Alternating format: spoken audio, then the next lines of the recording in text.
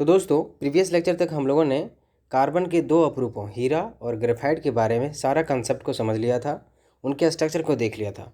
आज हम लोग कार्बन के तीसरे इलेक्ट्रोप और लास्ट इलेक्ट्रोप के बारे में पढ़ेंगे जिसका नाम है फुलरिन्स।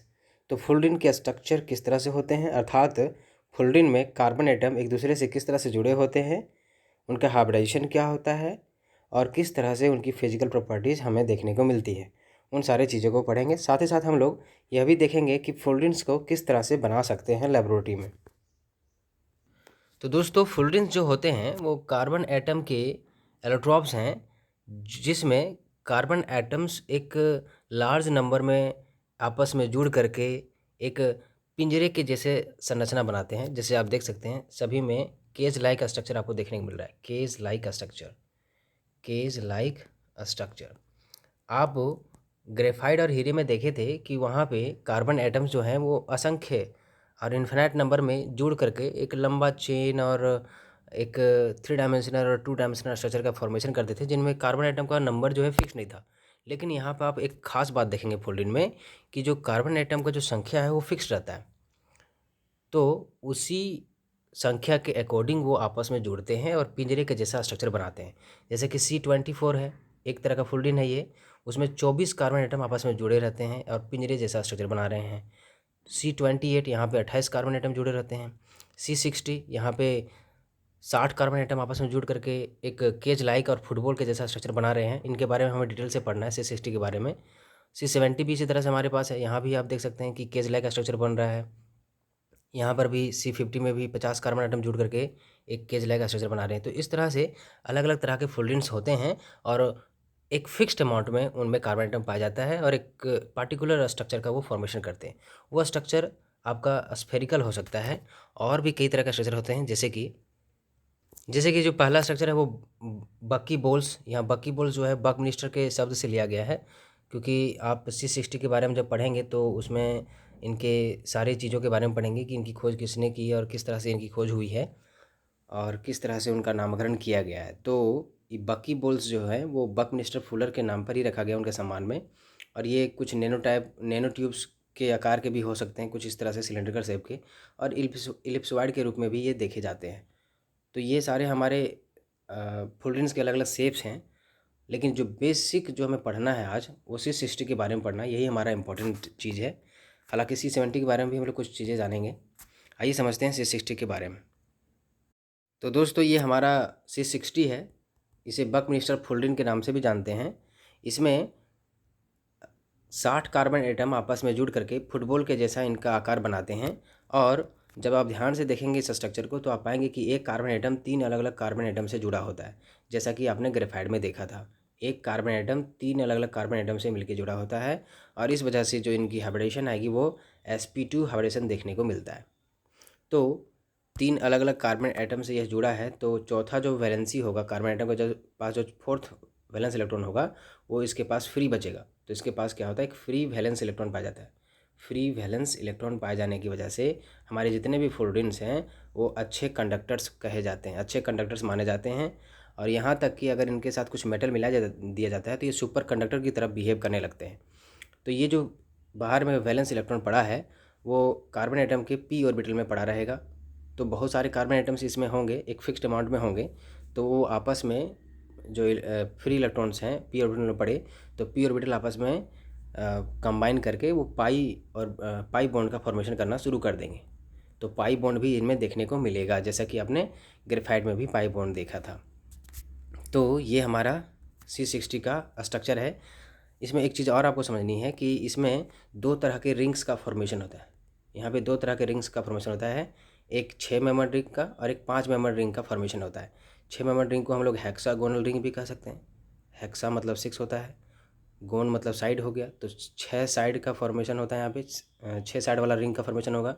और पेंटागोनल रिंग का भी फॉर्मेशन होता है, पेंटागोनल रिंग का भी फॉर्मेशन होता है। मैं अभी दिखाऊंगा कि कहाँ पे पेंटागोनल रिंग बन रहा है और कहाँ पे हेक्सागोनल बन रहा है। हेक्सागोनल जो रिंग की संख्या होती है C60 में वो 20 होती है और पेंटागोनल की संख्या होती है 12। टोटल 12 पेंटागोनल रिंग्स बनते हैं C60 में और 20 हेक्सागोनल रिंग्स बनते हैं। आप यहाँ पे देख सकते हैं ये जो रिंग बन रहा है ये हमारा हेक्सागोनल रिंग बना और जो दूसरा रिंग है यहाँ पे देख सकते हैं, ये हमारा पेंटागोनल रिंग बना। तो एक जो पेंटागोनल रिंग होता है, पेंटागोनल रिंग, वह सिर्फ तो सिर्फ हेक्सागोनल रिंग से सराउंडेड होता है, मतलब हेक्सागोनल रिंग से जुड़ा होता है, कनेक्ट होता है। और हेक्सागोनल जो रिंग होते हैं वो सिर्फ तो सिर्फ हमारे हेक्सागोनल रिंग से ही आपस में सराउंडेड, मतलब आपस में जुड़े होते हैं। मतलब एक हेक्सागोनल के बगल में आपका दूसरा हेक्सागोनल रिंग देखने को मिलेगा, लेकिन एक पेंटागोनल के बगल में दूसरा पेंटागोनल आपको देखने को नहीं मिलेगा। मतलब हेक्सागोनल के बगल में आपको हेक्सागोनल भी देखने को मिलेगा और पेंटागोनल भी देखने को मिलेगा, लेकिन पेंटागोनल के बगल में आपको पेंटागोन, दूसरा पेंटागोन देखने को नहीं मिलेगा। हर एक पेंटागोन दूसरे हेक्सागोनल रिंग से ही जुड़ा होता है। इस बात को आप ध्यान देंगे इस स्ट्रक्चर में। तो इस तरह से हम लोगों ने क्या क्या चीज़ें सीखी उस चीज़ को देखते हैं हम लोग। तो हम लोगों ने देखा कि C60 में हेक्सागोनल और पेंटागोनल रिंग्स जो हैं आपस में लॉक होकर के C60 का फॉर्मेशन करते हैं। सबसे पहले इसको बनाया गया था 1985 में HW क्योटो के द्वारा और स्माइली के द्वारा बनाया गया था, और रॉबर्ट कॉट के द्वारा बनाया गया था, जो कि उन तीनों को इसके बदले 1996 में नोबेल प्राइज़ भी मिला था। ये जो हैं चिमनी सूट और कैंडल के धुएं में भी इनको मिलने की संभावना जताई जाती है, ऐसा सोच डेवलप किया है और देखा भी गया है। तो हम लोगों ने ये भी देखा कि C60 में 20 हेक्सागोनल रिंग होते हैं और 12 जो होते हैं पेंटागोनल रिंग्स होते हैं। सॉकर बॉल की जैसा इनका शेप होता है। सबसे जो इंटरेस्टिंग बात यहाँ पे आपको देखने को मिलेगी वह क्या है कि एक हमारे अमेरिकन आर्किटेक्ट थे बकमिस्टर फुलर, तो उन्होंने एक जियोडेसिक डोम का डिज़ाइन किया था। ये देख सकते हैं आप, ये जियोडेसिक डोम है जो कि हूबहू C60 के शेप के जैसा है। इसलिए इनके ही सम्मान में हम लोग इसका जो नाम रखते हैं बकमिस्टर फुलरिन रख देते हैं। तो ये खास तरह का हमारा फुलरिन है जिसका नाम हम लोगों ने बकमिस्टर फुलरिन रखते हैं, और इसी को हम लोग शॉर्ट में बक्की बॉल भी कह सकते हैं, बक्की बॉल। तो ये बक्की बॉल के जैसा भी इसका शेप हो गया। C70 भी हमारा होता है जिसका स्ट्रक्चर कुछ C60 के जैसा ही होता है, बस C70 में हेक्सागोनल रिंग की संख्या जो होती है वह 25 हो जाती है और पेंटागोनल की संख्या 12 ही रहती है। C70 में हेक्सागोनल जो रिंग होती है वो 25 और पेंटागोनल रिंग जो होती है वो 12 होती है। बाकी स्ट्रक्चर तो कुछ इसी तरह से आपको देखने को मिलेगा C70 में भी। अब हम लोग को देखना है कि हम लोग फुलरिन्स को किस तरह से बना सकते हैं। तो हम लोग क्या करते हैं, कंपार्टमेंट लेते हैं। इस कंपार्टमेंट में हम लोग सबसे पहले इनर्ट गैस भर देते हैं। इनर्ट गैस भरने का क्या मकसद है कि ये जो हम लोग ग्रेफाइट के जो 2 इलेक्ट्रोड्स इस्तेमाल कर रहे हैं और जिनको बैटरी से हम लोग पावर सप्लाई से कनेक्ट किए हैं, हम लोग सब जानते हैं ग्रेफाइट जो हमारा कार्बन का ही एक एलोट्रोप है। तो कार्बन अगर हम लोग इसमें ऑक्सीजन या दूसरा रिएक्टिव गैस भर देते हैं तो कार्बन उसे कंबाइन करके अदर प्रोडक्ट बना लेगा। इसलिए हम लोग इसमें क्या भरते हैं, इनर्ट गैस भर देते हैं। तो जनरली आप आर्गन गैस भर सकते हैं, हीलियम गैस भी भर सकते हैं। तो हीलियम या आर्गन गैस इसमें भर दिया जाता है। तो एक तरफ हमारा इधर गैस डालने का इधर सोर्स है और दूसरा इधर पंप करके जो पहले से गैसेस थे उसको निकालने के लिए व्यवस्था की गई है। अब हम लोग क्या करेंगे, हम लोग ग्रेफाइट के इलेक्ट्रोड्स लेंगे और उनको हम लोग क्या करेंगे, बैटरी से पावर सप्लाई से कनेक्ट कर देंगे। दूसरी बात यहाँ ध्यान देनी है कि चूँकि हम लोगों ने बहुत ही कम मात्रा में गैस लेते हैं और उनकी जो प्रेशर है लगभग 0.1 ATM प्रेशर के आसपास रखते हैं, बहुत ही कम प्रेशर रखते हैं। अब हम लोग क्या करेंगे, पावर सप्लाई जैसे ही पास कराएंगे तो ग्रेफाइट वास्तव में क्या है, वो हमारे कार्बन के ही अप्रूव हैं, तो वो ग्रेफाइट फिर कन्वर्ट हो जाता है हमारा फुलरिन में, और आपको यहाँ पे धीरे धीरे फुलरिन जो है वो डिपॉजिट होता दिखाई देगा। तो फिर बाद में इसको आइसोलेट करके हम लोग निकाल लेते हैं, फिर उसका लिक्विड सोल्यूशन भी बना करके आप रख सकते हैं। तो बेसिकली हम लोगों ने क्या किया, ग्रेफाइट से फुलरिन बना दिया, कुछ कुछ फुलरिन्स हमारे नॉन एरोमेटिक होते हैं और कुछ कुछ हमारे एरोमेटिक नेचर के भी होते हैं। तो C60 है वो जनरली आपको नॉन एरोमेटिक देखने को मिलेगा। तो आइए हम लोग समराइज़ करते हैं फुलरिन्स के प्रॉपर्टीज़ को, फिजिकल प्रॉपर्टीज़ को। तो हम लोगों ने देखा कि वहाँ पे कार्बन एटम का जो हाइब्रिडेशन है वो sp2 होता है। हेक्सागोनल रिंग्स होते हैं C60 में, और 20 हेक्सागोनल रिंग होता है C60 में, और पेंटागोनल रिंग 12 होते हैं और एक इंटरलॉकिंग सिस्टम के जैसा बिहेव करते हैं, दोनों आपस में इंटरलॉक्ड हो जाते हैं। उनमें फ्री इलेक्ट्रॉन पाया जाता है, 3 ही वैलेंस इलेक्ट्रॉन का यूटिलाइजेशन किया कार्बन ने, एक वैलेंस इलेक्ट्रॉन बचा रह गया। तो फ्री इलेक्ट्रॉन होने की वजह से ये गुड कंडक्टर होते हैं हीट और इलेक्ट्रिसिटी के प्रति।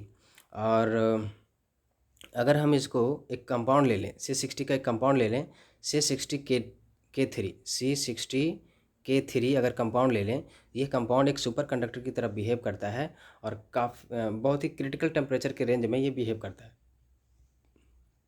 काफ़ी फ़ायदेमंद है इसका इस्तेमाल करना, क्योंकि आप देख सकते हैं कि एटॉमिक लेवल पे हम लोग इलेक्ट्रिकल कंडक्शन करा रहे हैं। हमारा जो C60 है वो एक एटॉमिक लेवल की बात कर रहे हैं हम लोग, मतलब किसी तरह की हमारे वायर की खपत नहीं हो रही है, हीट का लॉस नहीं हो रहा है। तो इससे क्या हो रहा है कि एक इफ़ेक्टिव टेक्नोलॉजी की तरफ हम लोग बढ़ रहे हैं। इस पर काम चल ही रहा है कि किस तरह से हम लोग वायरलेस इलेक्ट्रिक ट्रांसमिशन कर सकते हैं। वायरलेस इलेक्ट्रिक ट्रांसमिशन किस तरह से हो सकता है, एटॉमिक इलेक्ट्रिक ट्रांसमिशन किस तरह से होता है, इस पे भी साइंटिस्ट काम कर रहे हैं, जो कि फुलरिन के द्वारा संभव हो सकता है। क्योंकि फुलरिन अभी देखा आपने कि फुलरिन क्या होते हैं, इलेक्ट्रिकल कंडक्टर होते हैं, क्योंकि उनमें एक बाहरी कक्षा में फ्री इलेक्ट्रॉन बचा रहता है, जो कि वो एक जगह से दूसरी जगह मूव कर सकता है, वो भी एटॉमिक लेवल पे। हमें किसी तरह के तार की ज़रूरत नहीं पड़ती है, नहीं पड़ेगी, अगर सिस्टम हमारे पास, टेक्नोलॉजी हमारे पास आ गई तो। दूसरी बात यहाँ पे ये भी देखनी है कि यह जो है आपस में जो जुड़े होते हैं, जितने भी हमारे जो केज लाइक स्ट्रक्चर हैं, उनको एक वीक वनरबाल फोर्स भी बांधे रखता है। ये भी बात यहाँ ध्यान देने वाली है। तो अब हम लोग लास्टली देखते हैं कि फुलरिन्स के कहाँ कहाँ यूजेज हैं। तो बहुत सारे यूजेज इसके हैं। तो एक एब्रेसिव पाउडर के रूप में भी, मतलब किसी सरफेस को रगड़ने के लिए भी इनका हम लोग इस्तेमाल कर सकते हैं, चिकनाई वगैरह लाने के लिए। मेडिसिन में एंटीऑक्सीडेंट के रूप में भी इसका इस्तेमाल कर सकते हैं। ऑर्गेनिक मैग्नेट्स बनाने में भी इनका इस्तेमाल किया जा सकता है। मतलब हमारे लोहे की जो खपत होती थी, उससे भी हम लोग को बचाव मिल जाएगा अगर फुलरिन का इस्तेमाल कर लेते हैं। तो हम लोग ऑर्गेनिक चीज़ों का उपयोग करके और फुलरिन का उपयोग करके हम लोग फिर ऑर्गेनिक मैग्नेट्स बना सकते हैं। मिनी कंप्यूटर्स में जो चिप्स वगैरह होते हैं, उनके भी फॉर्मेशन में ये कारगर सिद्ध हो सकता है। उसके बाद ये जो है ऑर्गेनिक इलेक्ट्रॉन डोनर्स के साथ में रिएक्ट करके ये सॉफ्ट फेरोमैग्नेट बनाने में इस्तेमाल किया जाता है। और इस सॉफ्ट फेरोमैग्नेट का इस्तेमाल हम लोग NMR, न्यूक्लियर मैग्नेटिक रेजोनेंस में इसका इस्तेमाल हम लोग करते हैं। आगे हायर स्टडीज में आप NMR के बारे में पढ़ेंगे, जिससे हम लोग मॉलिक्यूल्स का स्ट्रक्चर डिटर्मिनेशन करते हैं। और भी बहुत तरह के हमारे पास स्पेक्ट्रोस्कोपिक मेथड होते हैं, जिनके द्वारा हम लोग पूरी ऑर्गेनिक कंपाउंड का स्ट्रक्चर डिटर्मिनेशन करने में हेल्प लेते हैं। नैनो टेक्नोलॉजी, सबसे बड़ा जो यूज है आपको नैनो टेक्नोलॉजी में देखने को मिलेगा। ये जो फुलरिन्स हमारे हैं वो हाल फिलहाल में ही खोजे गए हैं और इन पे काम अभी भी चल रहा है। और ये अगर अच्छे से इनके ऊपर पूरा अगर हमें जानकारी मिल गई, पूरा स्टडी हो गया और ये इनके द्वारा जो टेक्नोलॉजी बनेगी तो काफ़ी नैनो साइज़ की बनेगी। नैनो टेक्नोलॉजी का मतलब जिसमें हम लोग नैनोमीटर में जो पार्टिकल्स हैं उनमें बात करते हैं, मतलब बहुत ही स्मॉलर साइज्ड के पार्टिकल के बारे में हम लोग बात करते हैं। अभी आपने देखा कि धीरे धीरे जो है कंप्यूटर का साइज़ जो है वो बहुत ही पतला होते गया, बहुत ही पतला होते गया। एक समय ऐसा आएगा कि बहुत ही पतला हो जाएगा। हम लोग नैनोमीटर में कंप्यूटर्स बनाना शुरू कर देंगे, नैनो टेक्नोलॉजी आ जाएगी और ये सब फुलरिन का भी एक बहुत बड़ा रोल उसमें रहेगा।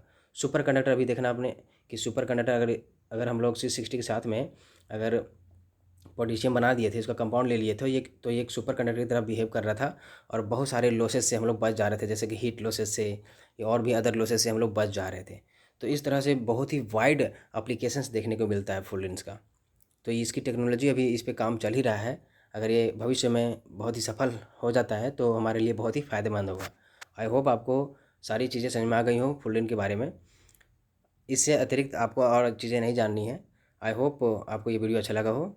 लाइक करें, शेयर करें, कमेंट करें और बेल आइकन को प्रेस करना ना भूलें। Thank you.